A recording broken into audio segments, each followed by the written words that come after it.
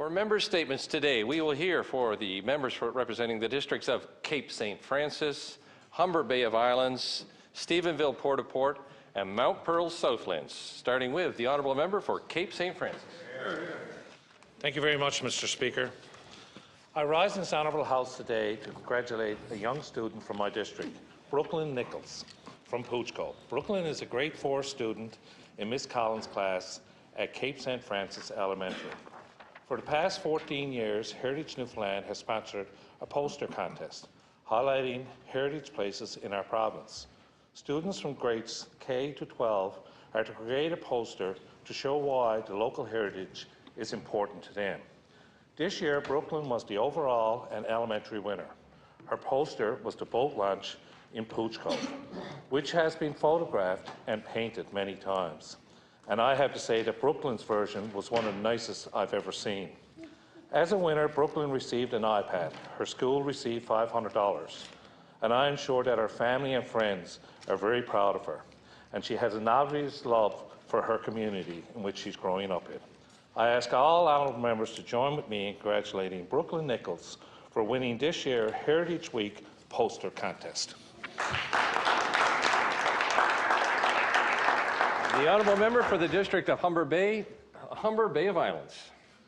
Mr. Speaker, on Thursday, February 28, 2019, the music scene in Cormac lost a vibrant, talented member of the community as Ed Best passed away at age 61. Ed came from a background of music, and his father, Clive Best, was well known throughout the area, and the two often performed together for many years. Ed was passionate about music, whether he was playing in clubs or sharing his music at fundraising events to help people less fortunate and in need, or just jamming with a few of his buddies.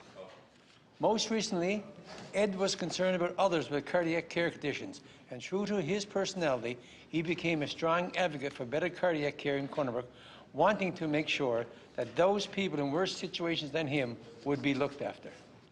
This is the Ed Best that I always knew, and when someone was in need, would always rise to the occasion. Ed's memory will be carried on through his family and those who loved and he touched.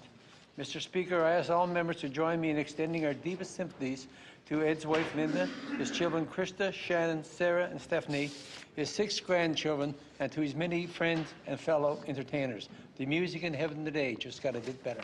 Thank you, Mr. Speaker. The honourable member for Stephenville-Port. Thank you, Mr. Speaker. I stand today to acknowledge one of the newest inductees into the National Academy of Canada's Outstanding Principals. On January 29th, 30 principals from across the country were chosen by a national selection committee to be named one of Canada's outstanding principals. The only Newfoundland and Labrador recipient of this award this year is Mr. Gerald Morgan of Stephenville Primary School.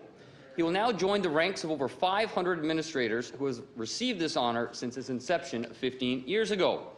Stephenville Primary is a K-3 school with 330 students, and while it is an English school, it boasts a very successful French immersion program and exceptional extracurricular programming. Mr. Morgan has been an administrator in Stephenville for 28 of his 29 years in the education system. In a recent visit to Stephenville Primary School and in conversation with Mr. Morgan, I can tell you he is truly one humble individual.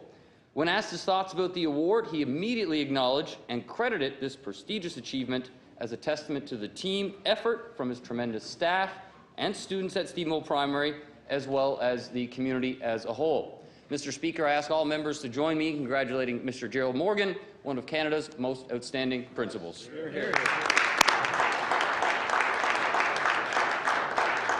The honourable member for the district of Mount Pearl-Southlands. Thank you, Mr. Speaker. Royal Canadian Sea Cadet Corps 284 Marconi was formed in September 1981 with 3 officers and 30 cadets. Since that time, the Corps has had a total of 15 commanding officers, has trained hundreds of cadets at its local headquarters in Mount Pearl, and has produced a significant number of top National Sea Cadet Award winners. This Cadet Corps prides itself on its community involvement, participating in several parades and events, and volunteering with the Knights of Columbus, First United Church, community cleanups, food drives, and other worthwhile charitable causes throughout the year. This past fall, 284 Marconi was named Top Sea Cadet Corps for Newfoundland and Labrador. I ask all honourable members to join me in thanking 284 Marconi for their tremendous contribution to the community and congratulate all members of this wonderful organization on this latest honour, including cadets Daniel Keats, Rebecca Keats, Tristan King, Claudia Metcham, Brodie Brenton, Jody Morrison, Danil Nolan, Quinn Parsons, Edward Vokey, Caleb Connors, Dominic Crone, Nathan Pearce, Logan Pike, Ryan Ricard, Nicholas Smith, Daniel Stokes, Cole Taylor-Lewis, Marcus Young, Ricky Bennett, Keaton Cross, and Thomas Fitzpatrick. Officers Kevin Martin, Anthony Lewis, Janelle Carter, Zach Lashane, Barry Sullivan, Andrew Spearns, Jennifer White, and Lisa Penny, as well as civilian helpers and instructors, Hope Order, Benson, please. Wiley Parsons, Mike Parsons, and all respect. Order, please. Members, time's up.